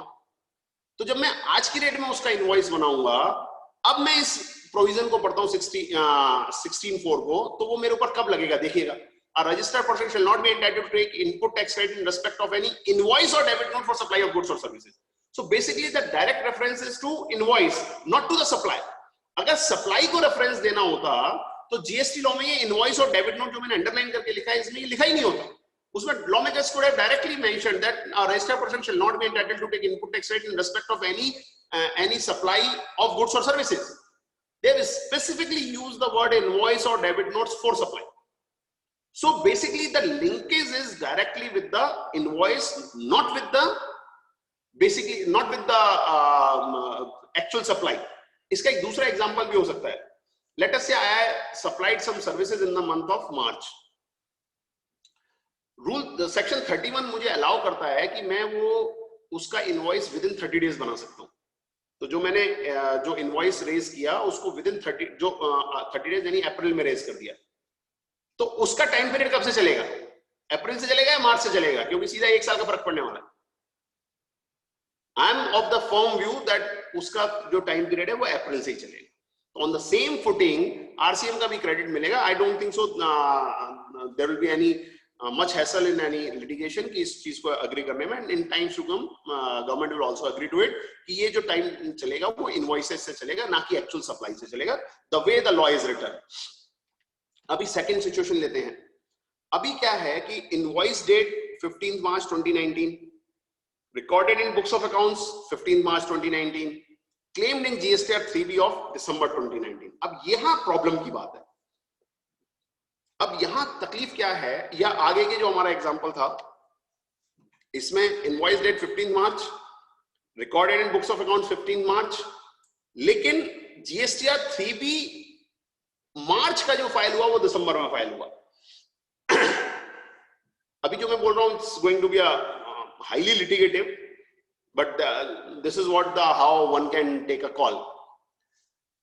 यहां पर एक वर्ड यूज हुआ है 16(4) में. जब हम जाके देखते हैं, registered person shall not be entitled to take input tax credit. अगर हम इस वर्ड को केयरफुली देखें तो ये जो वर्ड है ये 16(1) में यूज हुआ है, 16(2) में नहीं हुआ है. That means इस वर्ड के अपने कोई मायने हैं, इस वर्ड के अपनी कोई मीनिंग है. अब मैं आपको सामने 16(1) और 16(2) के एक्सट्रैक्ट्स भी रखे हैं. 16(1) जो बेसिकली एलिजिबिलिटी बताता है कि कोई भी क्रेडिट कब एलिजिबल हो लेने के लिए, वहां पर भी लॉ में स्पेसिफिकली लिखा गया every registered person shall subject to such condition restriction as may be provided and in the manner specified in section 49 be entitled to take credit of input tax. Be entitled to take credit of input tax. यहां पर भी word use हुआ है take. लेकिन अब अगर आप 16(2) देखेंगे तो 16(2) में बोला गया not anything contained in this section, no registered person shall be entitled to take credit. It shall be entitled to the credit. Shall be entitled to take credit नहीं लिखा है. सो दैट मींस जब एक word specifically use किया है तो इसका कुछ मीनिंग तो होना चाहिए, इसका कुछ मीनिंग तो निकलेगा. क्योंकि मैंने आपसे एक पहले सुप्रीम कोर्ट का जजमेंट भी डिस्कस किया था तारा एजेंसी, उसमें भी लिखा गया, उसमें भी क्या चीज थी कि लेजिस्लेचर ने जब कोई वर्ड यूज किया, दोनों बड़े इंपॉर्टेंट है कि वो वर्ड क्यों यूज किया और वो वर्ड क्यों यूज नहीं किया. So we'll have to give some meaning to this word take. It should bear some meaning. अब इसका मीनिंग निकालने के लिए, क्योंकि कई सारे वर्ड जो कि डिफरेंट जगह पर यूज हुए हैं, अगर आप राइट फ्रॉम स्क्रैच देखना चाहें तो इनपुट टैक्स क्रेडिट के लिए काफी सारे वर्ड जो जीएसटी लॉ में यूज हुए. Number 1 eligibility, number 2 entitlement, number 3 हम ये जो देख रहे हैं taken, number utilize. So different words are being used which are not defined. So I'm sure utilize, there should not be any dispute about it. What is utilized? Fine. So यहाँ अब इसको meaning निकालने के लिए let us refer to rules. जो accounts records बनाने के rules हैं, provisions are contained in section 35 and rule 56. Rule 35 आप section 35 subsection 1 describes कि आपको ये 5 चीजें बनानी है, 5 तरीके के अकाउंट बनाने हैं, and 6 दे से इसके अलावा जो कुछ भी एज में भी प्रिस्क्राइब, तो उनके अलावा जो प्रिस्क्राइब है दैट इज इन रूल 56. अगर मैं इनपुट टैक्स क्रेडिट के रिगार्डिंग डॉक्यूमेंट्स निकाल के देखता हूं तो वहां पर 3 तरीके के डॉक्यूमेंट्स मिलते हैं सेक्शन 35 और रूल 56 में एक साथ मिला के. तो precisely law makers wants you to maintain 3 type of accounts of input tax other than utilise. Utilise की बात अलग हो गई है. Number 1, true and correct account of input tax. Number 2, input tax credit availed. Number 3, input tax credit claim. यहां पर भी जो वर्ड है वो टेकन यूज नहीं है. तो यहां पर जो आपको बुक्स ऑफ अकाउंट्स में बनाने के लिए बोला गया वो बोला गया इनपुट टैक्स अकाउंट. समरी में अगर मैं बात करूं तो input tax account, input tax credit claimed account और input tax credit availed account. ये 3 तरीके के अकाउंट बोले गए. अब अगर हम इसका रेफरेंस अलग अलग जगह से लेते हैं जहां पर अलग अलग जगह वर्ड यूज हुआ, so you have first of all input tax. What is input tax? Precisely the input tax is whatever you GST you have paid on your inward supplies.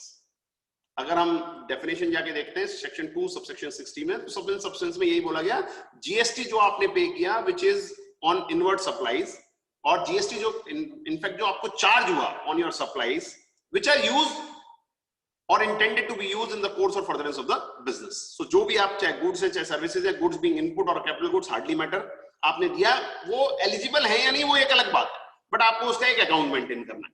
तो ओके फेयर एनफ. तो मैंने जो भी GST दिया उसका मुझे account maintain करना है. Coming to my example, let us say I purchase something on 15 March 2019.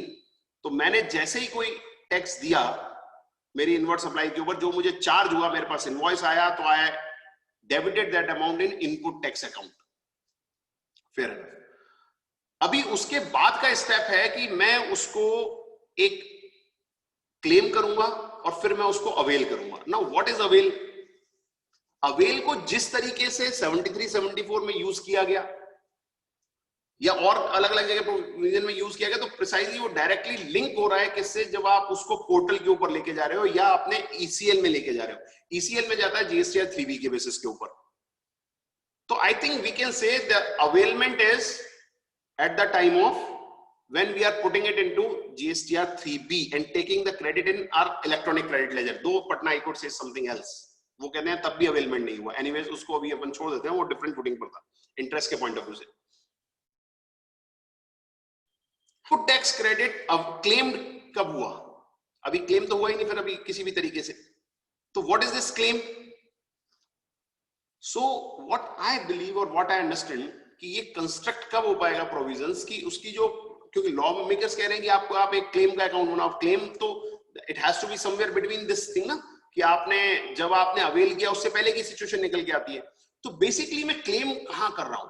ये जो मेरी बुक्स ऑफ अकाउंट्स में बना रहा हूं, ये under section 35 read with rule 56 बना रहा हूं. तो काइंड ऑफ स्टैट्यूटरी बुक्स हैं, स्टैट्यूटरी फॉर्म्स हैं, जो कि पहले किसी जमाने में नोटिफाई हुआ करते थे फॉर्म की वो RG 23 वगैरह में मुझे बनाना है, या VAT के केस में मुझे VAT 0708 टाइप के रजिस्टर बनाना है. तो basically these are statutory records. So मैं उसको पहले, जैसे मेरे पास एक इनपुट टैक्स आया, अब इनपुट टैक्स में से सारा का सारा इनपुट टैक्स तो एलिजिबल नहीं है, उसमें से कुछ ही अमाउंट है जो मैं क्लेम कर सकता हूं, कुछ इनएलिजिबल है. So I will transfer that amount to my input tax credit claimed account in my books of account itself. Then I will transfer this amount to input tax credit availed account. So ये जो claimed word है, ये जो claimed word है, in my humble opinion, this is akin to this taking credit of the input tax. That means I am taking credit in my books of accounts, not in my basically return. Return is just a reflection of what I have done in my returns.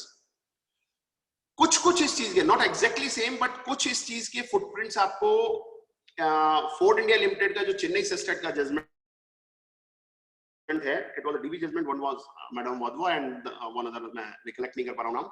सो वहां पर specifically ये वाली चीज कुछ हद तक deal हुआ excise reason को लेके। वहां पर उन्होंने वर्ड भी इसी तरीके से यूज किए हैं कि भाई RG23 पार्ट 1 जो होता है और पार्ट 2 होता है, उसमें किसी ने पार्ट 1 में ले लिया, पार्ट 2 में नहीं लेके गया। Part 1 was a kind of stock register, part 2 was kind of a input का, जिसमें डिटेल दे रहे हैं हम वहां पर डिपार्टमेंट को। सो अगर मान के चलिए आपने पार्ट 1 में ले लिया है kind of stock, then also you are eligible to claim the credit. सो एक रेशियो बोरो किया जा सकता है कि जो वहां पर एक लाइन उस जजमेंट में लिखी गई कि ये जो पार्ट 2 में लिया जा रहा है, this is only a reflection, जो क्लेम हो रहा है मेरा वो RG23 यानी कि मेरे स्टॉक रजिस्टर में मेरा क्लेम हो रहा है। सो कुछ इसी तरीके की एनालॉजी मुझे लगता है यहां पर डेवलप होनी चाहिए कि जो मैं क्रेडिट ले रहा हूं वो मैं मेरे बुक्स ऑफ अकाउंट्स में ले रहा हूं, return is mayor reflection of the same. ये चीज अगर मैं मानता हूं तभी जाके मेरे ये 3 अकाउंट बन पाते हैं, अदरवाइज वो मेरे 3 अकाउंट भी नहीं बन पाते, जो कि मेरे को जीएसटी के जो रिकॉर्ड्स बनाने के प्रोविजंस हैं वो मुझे कह रहे हैं कि आपको ये रिकॉर्ड्स मेंटेन करने हैं। अगर इस एनालॉजी के ऊपर मैं जाता हूं, मैं पहले भी कह चुका हूं, I am repeating, this is going to be highly litigative, तो केस 2 और केस 3 दोनों केसेस में मुझे क्रेडिट की एलिजिबिलिटी आ जाती है, क्योंकि मैंने अपने बुक्स ऑफ अकाउंट यानी इनपुट टैक्स क्रेडिट का जो मैंने क्लेम किया है वो मैं पहले ही कर चुका हूं। दैट मींस जो ड्यू डेट 16/4 की आ रही है, very well within that due date मैं क्लेम कर चुका हूं। Coming to the last point in relation to this aspect is, जो कि रिसेंटली अभी भी कुछ एक नोटिसेस आए हैं। इशू वाज कि अभी रिसेंटली कुछ जो कि एक्सपोर्टर्स हैं, जो कि एडवांस ऑथराइजेशन लाइसेंस स्कीम में काम करते हैं, उसमें बेसिकली हुआ क्या, कुछ रॉ मटेरियल वगैरह इंपोर्ट किया, जो कि अल्टीमेटली इस स्कीम का एसेंस ये है कि मैं रॉ मटेरियल इंपोर्ट कर रहा हूं which I will utilise in the my manufacturing and re export them to the those particular goods. This is what basic theme of this particular provision. तो वहां पर उस केस में मुझे कस्टम ड्यूटी नहीं लगता है अगर मैं एडवांस ऑथराइजेशन में काम कर रहा हूं तो। Similar notifications were there under the IGST for the IGST as well. IGST जो कि section 3(7) of the Custom Tariff Act में लग रहा है। That means जो basically एक अलग तरीके की कस्टम ड्यूटी है called integrated tax। तो वहां पर भी वो नोटिफिकेशन आया हुआ, notification number 78 and 79 of 2017 are there with dated 13th October 2017। So ऐसा बहुत वाइडली हुआ इंडिया में कि मैंने एडवांस ऑथराइजेशन में लेट अस अज्यूम मैं काम कर रहा हूं और मैंने ऑब्वियसली उसके ऊपर जीएसटी नहीं दिया। जब मैंने जीएसटी यानी कि आईजीएसटी मैंने पे नहीं किया अपार्ट फ्रॉम बीसीडी, और जब मैं उन गुड्स को एक्सपोर्ट कर रहा हूं तो मैंने फुल पेमेंट यानी कि पेमेंट एलयूटी यूज नहीं किया। एलयूटी यूज करने की जगह मैंने उसको पेमेंट ऑफ टैक्स पर एक्सपोर्ट कर दिया, और जब पेमेंट ऑफ टैक्स के ऊपर एक्सपोर्ट करते हैं तो वी ऑल नो कि वो ऑटोमेटिक रूट से रिफंड आ जाता है उसका। जब ऑटोमेटिक रूट से उसका पूरा रिफंड भी आ गया तो यहां पर बेसिकली एक तरीके से डबल बेनिफिट हो गया कि भाई एक तो मैंने पहले दिया नहीं टैक्स आईजीएसटी, और सेकेंडली जब मैंने जो मेरा आईटीसी यूज होना था वो दूसरे प्रोडक्ट्स का आईटीसी इसमें यूज कर लिया। इसके लिए एक बेसिकली 2 या 3 बार अमेंडमेंट हुआ और फाइनली जो रूल निकल के आया, और वो भी रेट्रोस्पेक्टिव गवर्नमेंट ने लगाया, रूल 9610 सब रूल 10 आया, जिसमें कि उन्होंने कहा कि भाई अगर आप एडवांस ऑथराइजेशन लाइसेंस वगैरह के अगेंस्ट में काम कर रहे हो, so you will have to export by LUT only.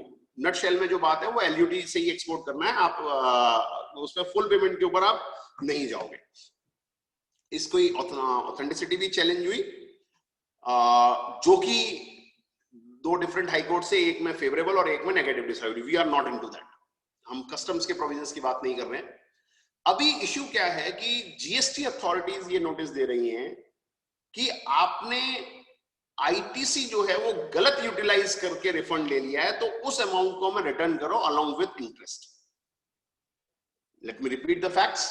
एक एक्सपोर्टर है जिसने एडवांस ऑथराइजेशन लाइसेंस में काम किया, when goods were imported against advance authorization, neither BCD nor IGST was paid, and goods are exported on full payment of the taxes, and in payment of that taxes ITC has been utilized, which were of actually of the other products as well। तो इस case में अब GST authorities कहती हैं कि भाई वो वाला जो आपने रिफंड लिया है वो गलत हो गया और उसको वापस करो विद इंटरेस्ट। ये रिसेंट डेवलपमेंट है, और खासतौर से ये उसके बाद अभी शुरू हुआ है जब अक्टूबर में ही गुजरात हाईकोर्ट का कॉस्मो के केस में कॉसो फिल्म्स के केस में जजमेंट आया जिसमें उन्होंने बोला कि रूल 9610 जो है that is intra virus, that means that's a valid rule. जो उसकी वैलिडिटी चैलेंज हुई थी उस वैलिडिटी को उन्होंने अपहोल्ड कर दिया कि इट्स अ वैलिड रूल। सो अब यहाँ बात जो निकल के आ रही है कि क्या जब आप इसको वापस करने जाते हो, इसमें नोटिस जो कॉमनली आ रहे हैं वो डीआरआई से भी आ रहा है, और डीआरआई से जो आ रहा है वो विद रिगार्ड टू उनके जो आपने आईजीएसटी पे नहीं किया उसके रिगार्डिंग, और जीएसटी अथॉरिटी से जो आ रहा है वो आ रहा है आपने जो रिफंड गलत ले लिया उसके लिए। सो मेरा इसमें जो हम्बल व्यू या मेरी अप्रोच जिससे मैं जाना चाहूंगा, आई वुड से कि बजाय आईटीसी के, मतलब ये जो आपने रिफंड दिया है उसको वापस करने के, in my humble view one should go to reassess the bill of entry and pay the integrated tax now. अब अगर क्वेश्चन फिर ये निकल के आता है कि अगर मैं इंटीग्रेटेड टैक्स अभी पे कर देता हूं तो होने वाला क्या है, the maximum interest would be the cost, but for rest of the amount that means जो बेसिक मेरा अमाउंट है मैं उसका क्रेडिट ले पाऊंगा। इन my humble view yes, one will be able to take input tax credit. Question whether it will hit by section 16 subsection 4, my view no. Why? Let us have a look at it. It says a registered person shall not be entitled to take input tax credit in respect of any invoice or debit note. So whether I am taking credit on invoice, answer is no. Whether I am taking credit note on the basis of debit note, answer is no. There are 5 types of documents on the basis of which I can claim the credit. Out of them, only 2 are covered by 16(4). This is what I view these provisions. So अगर import of goods के ऊपर मैं IGST आज दे रहा हूं, जो कि मेरे को IGST लेट्स से 1 साल या 2 साल पहले दे देना था और आज दे रहा हूं, तो in that case my ITC cannot be stopped. I will be eligible to take the ITC, though there are good reasons to say कि ये payable ही नहीं था और etc बहुत सारे हो सकते हैं, but in consonance with what our topic of today was, in my humble opinion credit यहाँ पर उसका मिल जाएगा and it will not be barred by section 16 subsection 4. I think I would if the admin allow, I would like to stop here because I'm feeling some irritation in my and I think I left with one rule only, and I'll share my this PPT so you can distribute. Is it okay? Sir, yes sir, thank you. No issue sir, no issue. But if you like to take some one or two. Sorry to say कि I won't be able to finish all the aspects and this particular thing was stuck up. Anyways. No issue sir. If you permit, then we have 1 or 2 questions in our chat box. If you are comfortable enough, then can we go ahead for 1 or 2 questions? Sir, अच्छा होगा बजाय chat box के, if you can read out for me, that will be yeah, definitely I will read out for you. One question from Mr. Gopal Shah sir. ITC on fixed assets purchase claim is the refund by the exporter on payment of IGST on export method. Is it legally correct and allowed? No problem.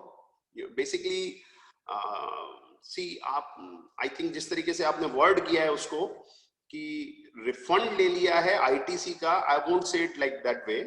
I will say you have taken refund of taxes paid and yes, you are very well eligible to claim the credit of those fixed assets if they are used for the business purposes. Not a problem.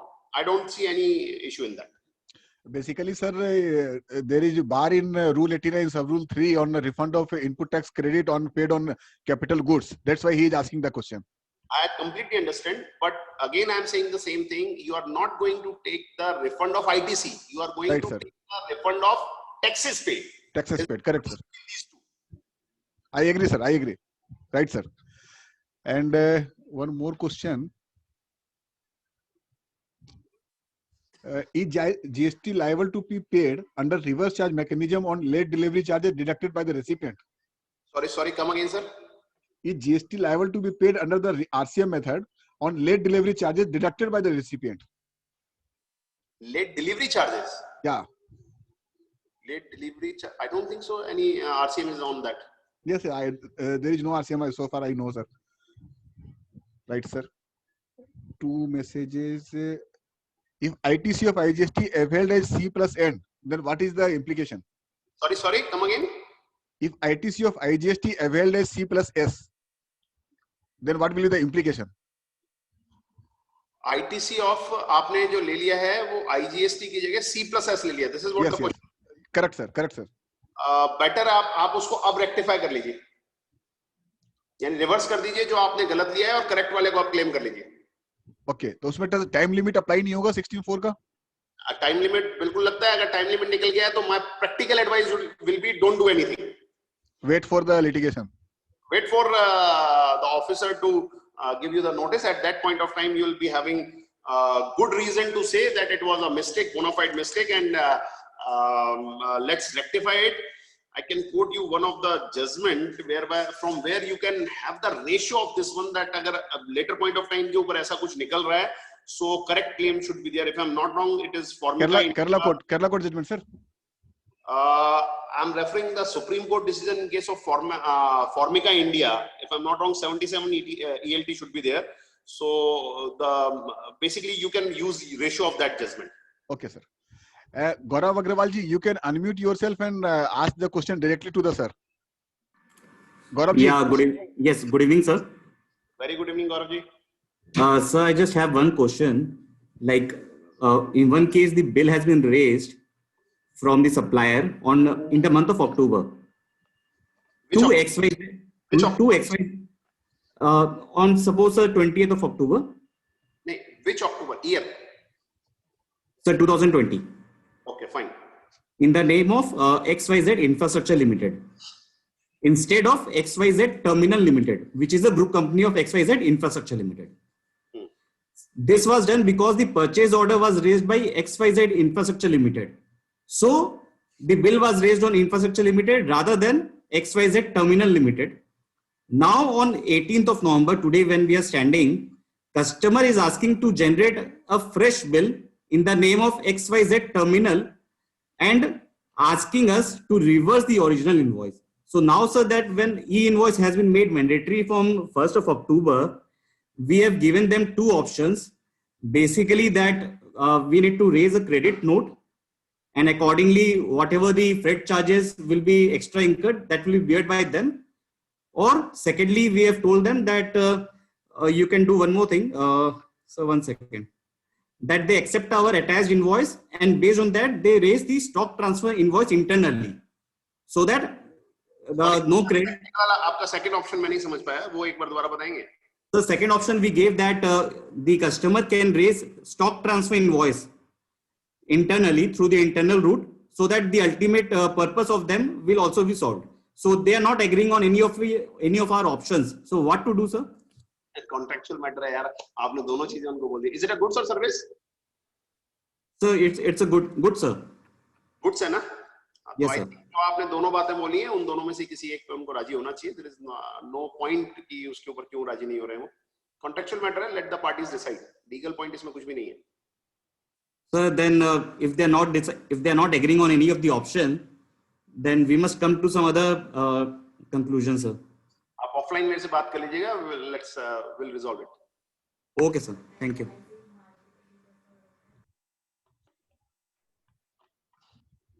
Done, sir, या कुछ और है? Yes. No, sir. Thank you, sir. Thank you.